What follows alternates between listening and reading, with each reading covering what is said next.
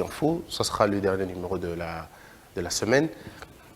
L'actualité mondiale, c'est d'abord la disparition de celle qui aura dirigé plus de 15 pays dans le monde, celle qui aura sous son règne, on va dire, près de 160 millions de sujets à travers le monde, celle qui aura rencontré près de 12 présidents américains, excepté un qui faisait l'intérim et qui n'a pas pu rencontrer la reine, elle qui aura rencontré pratiquement plusieurs présidents français, elle qui aura duré, on va dire, 70 ans de règne, ce qui n'a jamais été le cas après le 19e siècle, bien évidemment. La seule personne qui a vécu, on va dire, la Deuxième Guerre mondiale, en tant que, d'abord, princesse, mais aussi conduit beaucoup de choses après elle. Il faut dire aussi que la personne dont on va parler tout à l'heure, vous la connaissez certainement, elle a rencontré tous les premiers ministres de son pays. On va dire, depuis qu'elle est née, tous les premiers ministres de son pays. Elle a été finalement la conseillère du monde entier. Elle a foulé ses pieds en Afrique, où elle a même dansé avec Kwame Nkrumah. En ce moment, quand elle dansait avec Kwame, aux États-Unis, il était interdit dans certains États d'épouser des Noirs. Mais elle a quand même fait ça ici, en tant que souveraine, elle a fait. Bon, et puis après, il y a tout ça qui vient avec. Elle a rencontré Mandela avant que Mandela ne devienne président. Mandela était encore chef des partis politiques quand il quitte la prison. Mandela, qui, il n'y a pas longtemps, a été considéré comme un terroriste par le même gouvernement, mais que la reine est allée là-bas finalement. Alors, elle s'appelle tout simplement la reine Elisabeth II, qui aura refusé de changer de nom. Parce qu'il faut le dire, il y a de l'habitude, la coutume britannique ou anglaise, c'est lorsque vous accédez au trône, vous devez choisir un nom royal. Comme vous voyez, par exemple, son fils, le prince Charles, a changé de nom. Il a pris un autre nom qui va régner avec cet autre nom-là. Mais elle, déjà, avait refusé. Mais qui est-elle, la reine Elisabeth II?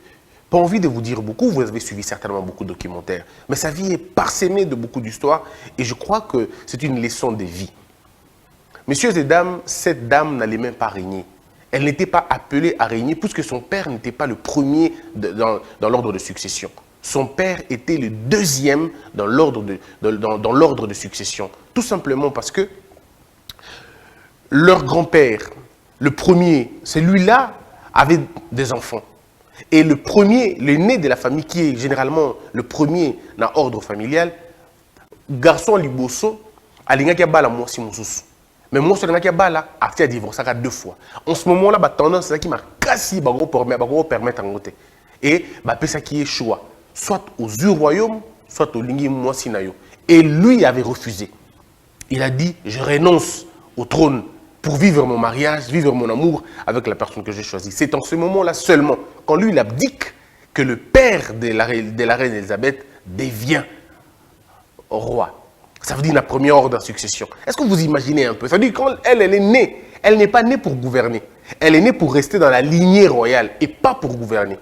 Mais regardez comment le destin change tout. Simplement parce que quelqu'un a rencontré l'amour de sa vie, il dit non, je ne peux pas renoncer à mon amour, je renonce plutôt au trône.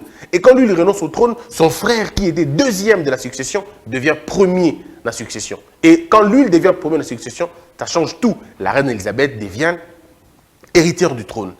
Alors, elle est héritière de trône, je crois, à 10 ans. Elle était déjà héritière de trône. Même avant d'ailleurs. Elle est comme héritière de trône. Mais ça va attendre longtemps.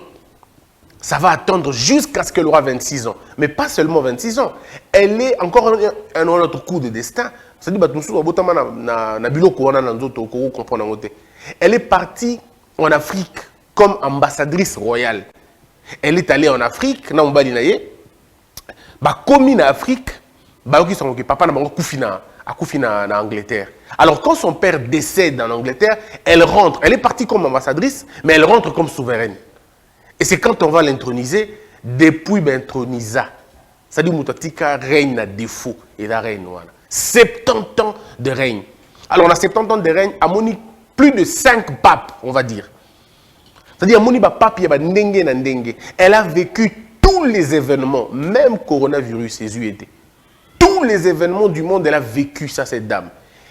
Et bizarrement, elle n'a jamais été malade dans un niveau que à Belaki, à Sali crise. Jamais. La semaine passée seulement, elle recevait la dernière première ministre qui n'a vu. Imaginez qu'il y a Mona Batunia, Mona Wilson, Mona Tony Blair, Mona tout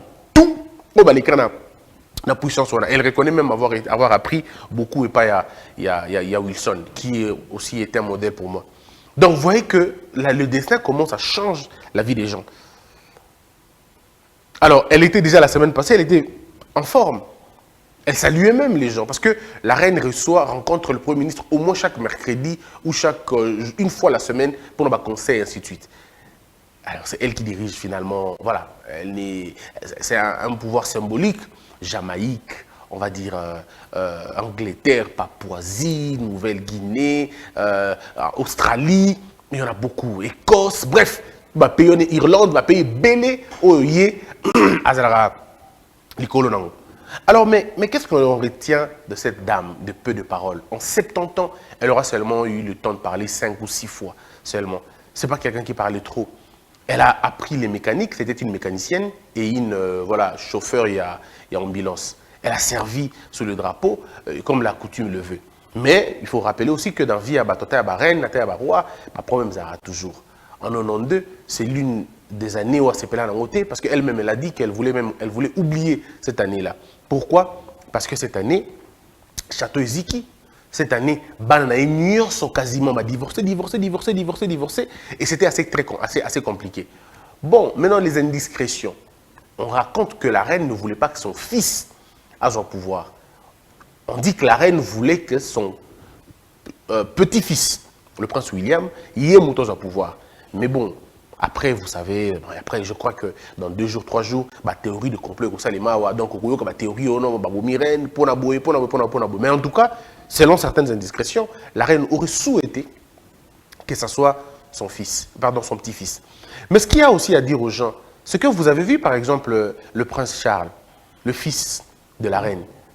Ce monsieur a attendu le règne pendant très longtemps, pratiquement plus de 70 ans à Zelahanekak, sous l'ombre de sa mère. A accepté qu'il a déjà pris un rôle, il y a prince, déjà quand il avait 20 ans. Mais aujourd'hui, il a 73 ans. C'est-à-dire le gars a attendu pratiquement 70 ans pour qu'on soit au pouvoir. Un peu comme pour dire dans la vie, il ne faut jamais se décourager, puisqu'on ne sait jamais quand ça va venir. 73 ans, aujourd'hui, il est le roi. Vous voyez? Donc le royaume au féminin va se conjuguer maintenant au royaume au masculin. Alors, ne faites pas la différence. Madame Camilla, elle ne sera pas peut-être reine.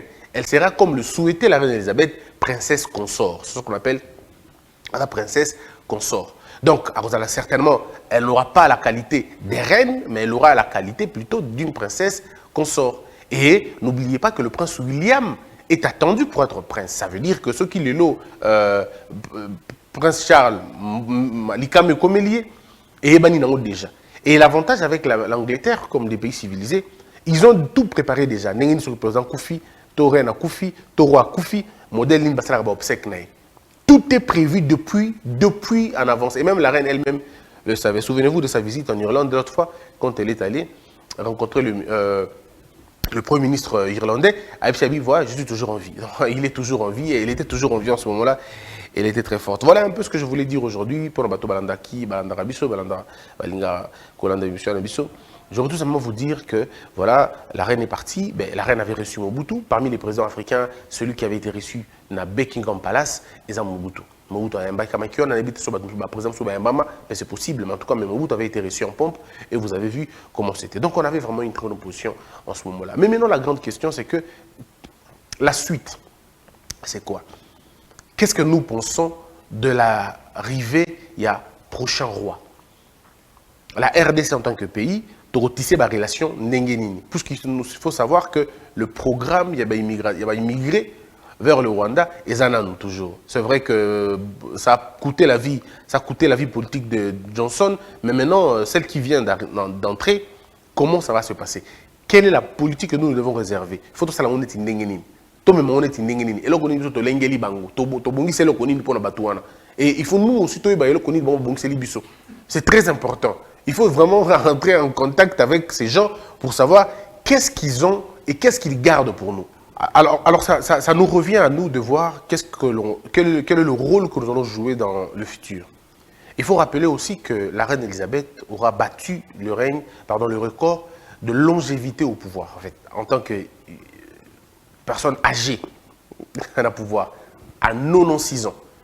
Mais aussi, il y a un médecin, le médecin royal a dit que la reine avait des soucis. Son mari était mort, vous vous souvenez, l'année passée, et généralement, des personnes âgées, ceux qui partenaires le plus proche accueillis, ils ont un mois difficile pour nous survivre assez longtemps. Et elle n'a pas survécu à cause justement du fait aussi que son mari était parti une année plus tôt. Mais il y a aussi en France un record mondial. C'est le record de 72 ans de règne de Louis XIV. 72 ans de règne. Mais la reine aura le mérite d'être celle qui aura le décor, celle qui aura le record, parce qu'elle est restée longtemps, 96 ans au pouvoir et sans aucun scandale. Il faut rappeler aussi qu'à part le scandale, il y a Princesse Diana, il y a Princesse Diane, comme on dit, la reine n'a été sujette d'aucun autre scandale. Habillement naïe, couture naïe, élobéli naïe. Et ce que j'aime chez les Anglais, c'est qu'ils savent valoriser au Bango Bazanango. Ils ont un film mythique au 007, il y a James Bond, et vous avez vu que la reine a prêté son image à James Bond. Est-ce que vous imaginez cette grandeur-là? C'est un peu comme ici, le président du Congo a joué rôle dans Maboké. Tu peux jouer rôle dans le groupe Salongo. C'est vraiment, voyez-vous que le chef de l'État a joué rôle dans le groupe Salongo. Et ça, vous avez vu ça avec l'Angleterre, avec James Bond. Mais la reine avait exigé, comme elle suivait généralement Biloko, parce qu'il faut dire que la reine était vraiment quelqu'un, il y avait événement, tendance, ainsi de suite. Elle a décidé personnellement de dire un mot. Et le seul mot qu'elle aura dit, parce qu'elle ne parle pas beaucoup, c'était Monsieur James Bond. Et vous voyez que c'était très bien. Mais aussi la reine, pendant son parcours, il y a Royaume Naye, il faut rappeler que Azalaki a un train de vie excessif. Mais après, il faut céder dans le train de vie Naye. Parce que, à Tika limousine, les axes limousine, et tout ce qu'il y avait comme ornement, tout ce qu'il y avait comme. Il y a ma longa, réduire qui vit train de vie à 16%. 16% de réduction des trains de vie, c'est quand même quelque chose lorsqu'on sait c'est une reine. Et il y a une idée, il y a l'entrée dans Buckingham Palace, dans la maison royale, pour bref, on aura tout compris sur la reine. Elle aura été celle qui a inspiré des générations. Mais nous maintenant, notre plus grand problème est d'aller bâtir un État. Bâtir un État prospère, un État fort au cœur d'Afrique. Mais cet État fort, vous allez battu Nanani, vous allez battu na Bisso. Bisso nous devons bâtir Itawana, mais en battant bien évidemment de mauvaise manière. Parce qu'il faut bannir certains comportements. Pour devenir comme un pays comme l'Angleterre, le pessimiste vont vous dire que c'est impossible. Les optimistes vont vous dire que c'est possible. Les rêveurs vont vous dire que c'est tout de suite. Mais il faut comprendre une chose, que seul le travail construit un État. Ce que tu dis comme un pays, il faut déjà dans l'habitude de renoncer à biloko musu ya mabe, to koma na biloko malamu. Ko renoncer na biloko mabe lingoloba habitude politicienne. Il faut tout petit biloko wana o ba poste za ba récompense o ba kendana. Non, nous voulons arrêter ça. Alors arrêtons ce mécanisme là. Rentrons maintenant dans la dynamique qui a construction en Mboka. Rentrons dans la dynamique qui a, on va dire, bon, qu'est-ce que nous voulons véritablement faire? Qu'est-ce que nous voulons donner dans Mboka Nabiso? Parce que rappelez-vous toujours, mesdames et messieurs, les désordres, la corruption, l'insécurité, le sous-développement, l'absence de l'émergence, et la fatalité, et la question, mais bino batu Mboka ne boko yeba, boko tala, les États-Unis évoluent chaque jour. Puisque décider qu'il y a un moment donné dans leur vie, prenons les choses d'un bon côté. Les États-Unis étaient une colonie anglaise. Mais il fallait jeunes gens, le roi Washington, Jefferson, Quincy. Il fallait battre un modèle ouana. Imaginer une nouvelle façon de vivre, une nouvelle manière d'être. imaginer, loi na bango, constitution na bango, la déclaration na bango. Et puis après, on dit que Batoubazoya a succédé logique na bango. Vous avez des gens comme Abraham Lincoln. Dans le cimetière Gisterberg, Abraham Lincoln a tiqué Libiso, ce qu'on appelle le testament. Un testament qui dit, une phrase courte, courte phrase, c'est le discours le plus court discours de l'histoire, ou l'un des discours le plus court de l'histoire, c'est ça qui est à Gettysburg, dans le cimetière militaire. Voilà. Alors, le pouvoir du peuple, pour le peuple, par le peuple. Mais maintenant, le problème est Kinini. C'était pour dire aux gens que Binonde Botana destin à Binolobi. Construisez votre destin, impactez votre avenir, produisez, innovez. Et Bato Simanaye, ça lit la même chose. Eisenhower et tous les gens, tous les autres, Johnson, ils sont venus avec une nouvelle idée, une nouvelle manière de voir les choses. Ce qui fait que chaque président américain avec Oya, Azoya, dans l'idée de consolider les acquis, mais aussi jeter les nouvelles bases pour nous. Vous avez des gens comme Franklin Roosevelt Delano. Moi, pour moi, c'est un autre modèle. Un modèle politique, ce monsieur-là. Il aura fait plus de 3 mandats, fait plus de 2 mandats, pratiquement 3 mandats. Alors que la Constitution américaine ne prévoit que 2 mandats. Mais comment il arrive à faire 3 mandats? Il arrive à faire 3 mandats parce que l'Amérique n'avait jamais connu un président aussi important comme celui-là. Parce que quand il arrive, il dit non, l'Amérique, il faut tout Kangisango. Il faut tout Kangisango na Banzela.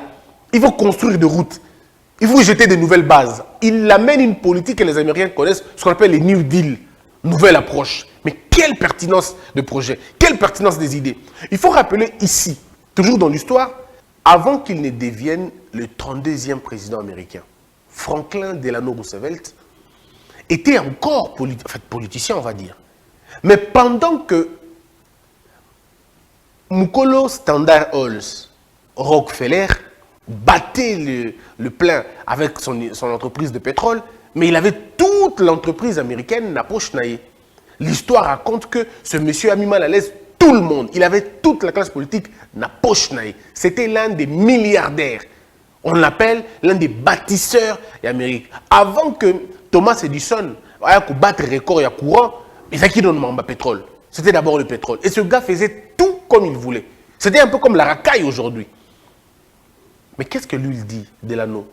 Pendant qu'il est en train de battre campagne pour devenir président, il dit à Rockefeller, une fois que je suis au pouvoir, votre mafia va s'arrêter. Et Rockefeller lui avait dit, tu ne seras jamais président. Patron, comme président. Parce qu'il se disait quoi? Si ce monsieur devient président, il nous mettra mal à l'aise. Moi, j'ai mes empires. Le gars a racheté toutes les entreprises qui étaient là comme des entreprises à pétrole. Il a concentré, c'est monopole. Souvenez-vous de l'histoire de Morgan qui voulait faire l'acier. Mais lui, Rockefeller, c'était une autre histoire. C'était lui, c'était la référence. C'était Rockefeller ou rien. Rockefeller représentait la force, il y avait lobbying, il y avait puissance militaire. Tout ça, c'était Rockefeller, en fait. Il décidait de qui sera ministre, qui sera tel, qui sera... Il impactait la vie politique américaine. Mais il y avait un homme dans la réserve, Delano Roosevelt, qui disait, moi, je ne marcherai pas avec ce monsieur. Une fois que je suis au pouvoir, tu vas te déconcentrer. Et qu'est-ce qui va se faire? Le destin va faire qu'il devient 32e président américain et il impose à Rockefeller de se déconcentrer. Ils ont commencé par rancune, banda. Tina souka nango Rockefeller à Panzani, à Fungoli, monopole Koufi, sur système na bango. En fait, ici, il s'agit de qui? Il s'agit d'un homme qui a imaginé un futur. Delano Roosevelt a imaginé un avenir. Il a imaginé une vie future. Atali ba contexte politique Atali ke bakolo bananga boy, bakenanga boy, bakoboya boy. Ils m'ont aidé à arriver au pouvoir, ils m'ont aidé à faire ceci, ils m'ont aidé. Mais moi, je n'entre pas dans ce jeu. Je vais froisser les gens. Parce que c'est le rôle aussi d'un président. Et moi, je dis aux gens, Tshisekedi de maintenant, si Tshisekedi, le président Félix, a un autre mandat demain, rassurez-vous que celui qui est arrivé au pouvoir là, et celui qui était avant, il se sera beaucoup affranchi. Il est déjà en train de gagner beaucoup de temps, mais il sera beaucoup plus beaucoup plus affranchi, dans le deuxième mandat. Et c'est en ce moment-là que vous allez voir que, ah, face à un Penande Yango, face à un Yango. Parce qu'après, à un moment donné, on réfléchit. On se dit, mais ici, j'ai commis d'erreur. Ici, j'aurais dû. Ici, j'ai fait ceci. Ici, j'ai laissé trop de consultations politiques. Ici, j'ai laissé Nabou. Ici, j'ai laissé Nabou. Maintenant que j'ai le rouage, voilà comment je deviendrai. Peut-être les griffes, et comme visiblement, on a deuxième mandat. Peut-être même avant, qui sait. Mais on va vous dire tout simplement que tous les présidents, dans leur vie, ont eu des problèmes comme ça. Mais il y en a qui ont eu des choses assez particulières, comme Delano Roosevelt, comme Abraham Lincoln. Et chaque mouton a une mission, quoi accomplir. Mais maintenant, nous, ici au Congo, qu'est-ce que nous devons faire? La désorganisation que nous avons ici a besoin tout simplement de l'ordre et de la discipline. Tout ce que nous sommes en train de vivre, on a besoin de réforme, de refonte. Dans certains domaines, il faut des réformes. Mais dans certains autres domaines, il faut peiner la refonte. Nous, dans l'enseignement, on n'a pas besoin de réformes. Dans l'enseignement, il faut une refonte totale. Système de santé, on a besoin de réforme, on a besoin de refonte totale. Système militaire, on n'a pas besoin de réformes, on a besoin de la refonte. Ça veut dire qu'il y a des secteurs où il faut qu'on réforme. Mais le secteur, il faut peut-être qu'on réforme totalement, puisqu'il n'y a rien à prendre à bon. Tout ce qu'il faut, il faut balayer et refaire sur de nouvelles bases. Et je crois que c'est important. Mais maintenant, est-ce que l'intellectuel congolais est prêt à se prêter à ce jeu? Nous sommes encore en train de vaciller dans le bloc politique. Regardez, depuis que nous avons commencé l'existence de Yambo Kanabiso, on n'a jamais eu un budget de développement. Nous n'avons jamais eu un budget de développement. Tout ce que nous avons, ce sont des budgets de fonctionnement. Budget de fonctionnement, budget de fonctionnement. Mais c'est à nous maintenant de dire, ah, mais pourquoi nous allons dans les budgets de fonctionnement? Jusqu'où on va aller avec des budgets de fonctionnement? Parce qu'il y a un budget de 10 milliards ne développe pas un pays. Excusez-moi de vous le dire. Un budget de 14 milliards ne développe pas un pays. Un budget commence à développer un pays, ceux qui vont atteindre 50 milliards, 60 milliards, 70 milliards. On a beaucoup imaginé qu'on peut développer notre pays, on peut penser à l'émergence, on peut penser à la passion. Mais lorsque vous avez 6 milliards, 7 milliards, 9 milliards, ça ne marchera pas. Ça sera un budget de salaire. Bon, on fout un salaire à bateau, on fout du fonctionnement à bouée, on fout un carburant, on fout un maïs, on fout l'électricité, on fout un bouée. Mais vous n'allez vraiment pas imaginer votre vie avec un budget à 10 milliards, 13 milliards, 14 milliards. Il faut des budgets conséquents pour que dans la véritablement, il y a un budget à développement. Et même dans le budget il faut toujours se réserver l'idée de dire quelle est notre part d'investissement. Dans quoi est-ce que nous allons investir? Dans quoi est-ce que nous allons promouvoir? Il faut identifier ce qu'on appelle les secteurs porteurs de croissance. Quels sont les secteurs qui portent notre croissance? Si c'est l'agriculture que nous avons identifiée, ok, concentrons-nous en agriculture. Si c'est les eaux qui sont pour nous une véritable gibecière, allons dans les eaux. Sur les éducation, nous de la base, nous estimons que nous voulons investir dans l'éducation, comme l'a fait l'Inde, comme l'a fait la Chine. Nous investissons dans l'éducation. Mais vous allez voir qu'aucun pays n'a déjà commencé avec un budget maman d'éducation. Pays là où ça peut produire beaucoup d'argent. Et puis c'est avec cet argent-là que vous allez soutenir le programme. Par exemple, l'éducation. Le programme de l'éducation, en termes d'enseignement, est à la régie financière. Éducation, c'est à la régie financière. Éducation comme à la régie financière, ce qui vous pèse un aspect moussoussou. Ça veut dire aspect à la condition, aspect à programme yassika, ce qui peut attirer les autres. Or, nous, on est ici au Congo. Si nous avons des bonnes infrastructures scolaires, de bonnes infrastructures académiques, un programme rigoureux, sérieux, accepté à travers le monde, il est possible que tous les Kenyans, tous nos pays voisins, on va dire tous nos pays voisins d'abord, et tous les pays de la région, et tous les pays d'Afrique, et pas Nabiso. Pourquoi? Parce qu'on aura le meilleur système éducatif. On aura les meilleures conditions d'études. On aura les meilleures conditions d'enseignement. On aura les meilleurs professeurs. On aura la meilleure qualité d'enseignement. Ce qui fait que Côte d'Ivoire, partout, tous ces pays-là viendront chez nous. On aura investi. En ce moment-là, les gens vont commencer à payer de l'argent et l'enseignement deviendra pour nous une sorte de régie financière. Puisque quand un enfant est venu étudier, il ne vient pas pour étudier seulement. Il vient pour vivre pendant ce temps-là. Donc il va faire des achats, il va dépenser son argent ici, ainsi de suite. Et leur pays va travailler pour nous. Parce que et nous allons continuer à vivre comme ça. Mais pour arriver à ce niveau-là, il faut un travail. Un travail véritablement, il y a profondeur. Mais est-ce que nous avons cette ambition-là? Le problème, c'est que Mobutu avait une ambition de gouverner l'Afrique. Mobutu avait une ambition de gouverner l'Afrique. Est-ce que nous avons cette ambition d'être premiers? Est-ce que nous avons cette ambition-là? Quand on regarde nos actes que nous posons tous les jours, ces actes contredisent l'ambition que nous voulons avoir. Sommes-nous véritablement ambitieux? Si nous sommes vraiment ambitieux, nous allons être le premier à mettre le pont entre Kinshasa et Brazza, on sera le premier. Si nous voulons véritablement être premiers, on va relier tous nos pays voisins par de ponts, par de routes. Si nous voulons être vraiment ces leviers-là, mais avant de vous ouvrir aux autres, ouvrez-vous d'abord à l'intérieur. Port à nos profondes et Salema, d'abord.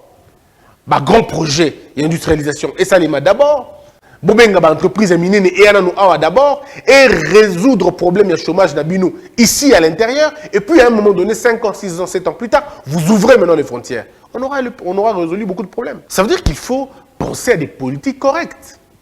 Mais si nous fonctionnons car la politique, ça veut dire nous sommes dans la production de l'argent pour soutenir les institutions, soutenir les ans, soutenir le confort, l'achat de conscience, maintenir les statu quo. Bon, si on veut garder ça, on va garder. Et là, on peut avoir un budget. Vous savez, hein, le problème n'est pas forcément d'avoir un budget de 100 milliards de dollars. Le problème, c'est aussi d'imaginer l'affectation. Parce que vous pouvez avoir un budget de 100 milliards et les députés se donnent 70 millions de dollars. Aujourd'hui, ça choque les gens d'entendre que les députés vont à 21 000 dollars. Mais ça commençait déjà à être trop quand ils avaient 6 000. Ça commençait déjà à être trop quand ils avaient 5 000, quand ils avaient 4 000, quand ils avaient 10 000. C'était déjà trop. Aujourd'hui, ça nous étonne parce que ces gens-là ont 21 000, mais c'est de l'hypocrisie. Ça commençait déjà à être trop. Quel est ce Congolais militaire qui a déjà été payé 1 000 dollars? Depuis quand vous avez déjà entendu Congolais Mouafouti 1 000 dollars? On s'est vanté d'avoir payé les députés, les militaires 100 dollars, et les gens en parlent sans rire. Hein. Oh, militaire, Laurent Désiré Kabila, Bazara a 100 dollars. À l'époque, le député avait combien? Il avait 30 fois plus. Vous oubliez, hein? À l'époque, le ministre avait combien? Lorsque lui, M. Laurent Désiré, payait 100 dollars les militaires, les politiciens avaient combien? Lui-même avait combien? Connaissez-vous son salaire? À un moment donné, il ne faut pas que les gens soient hypocrites. Le système que nous avons a été bâti comme ça. C'est un système de jouissance, en fait, ce système. Et ça, c'est depuis 1960, où les politiques jouissent de ces choses-là. Et tout est vite, bien évidemment, on ne peut pas dire qu'il faut baser en abani. On ne dit pas que les militaires et les députés basent en un salaire moko, parce que même aux États-Unis, même en France, les députés n'ont pas le même salaire qu'un militaire, il ne faut pas qu'on se trompe. Même aux États-Unis ou en France, les députés n'ont pas le même salaire qu'un pompier. Il ne faut pas qu'on se trompe aussi, il ne faut pas qu'on se leurre. Seulement, il faut dire que l'écart doit être raisonnable.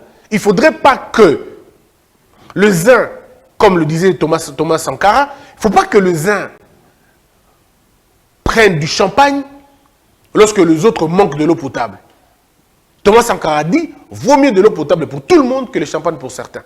Billy Graham dit, tant que le monde sera divisé et qu'il y aura une catégorie de personnes qui vont, en fait, ces gens qui vont rouler dans Cadillac et les autres vont commencer à marcher à pied, il n'y aura pas de paix, il n'y aura pas de tranquillité. Mais en réalité, il faut le dire, il faut construire notre intelligence collective. C'est à nous de le décider maintenant.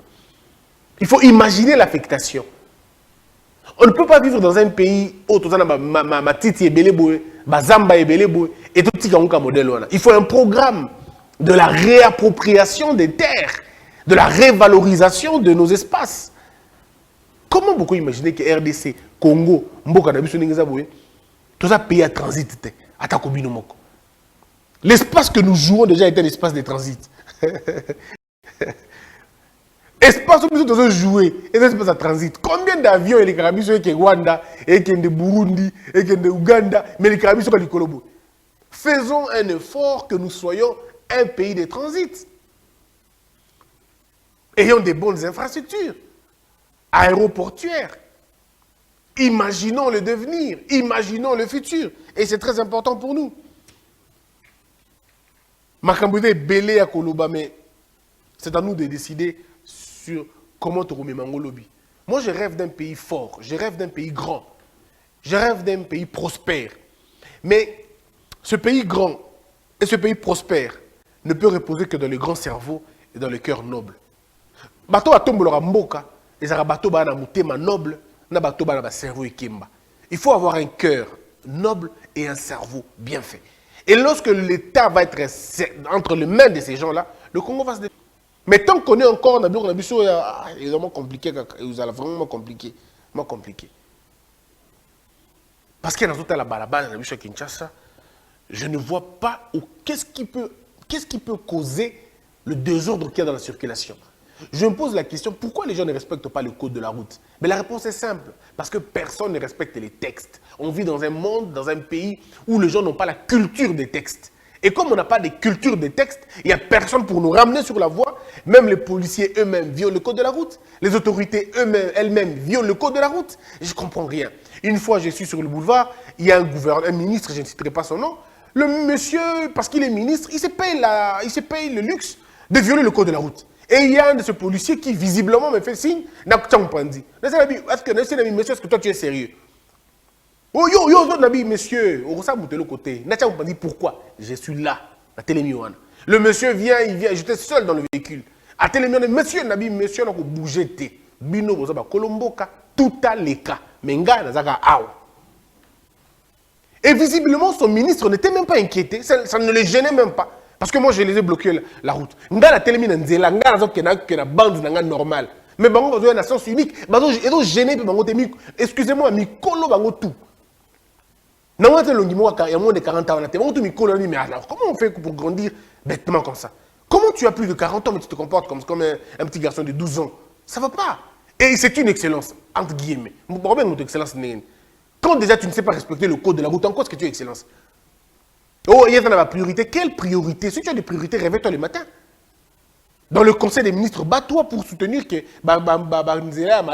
route secondaire et ton gamin, désordre c'est ça le boulot d'un ministre. Mais tu ne vas pas te permettre de nous chasser sur la voie parce que toi tu es en retard. Attends, qu'est-ce que nous on a en retard? Non?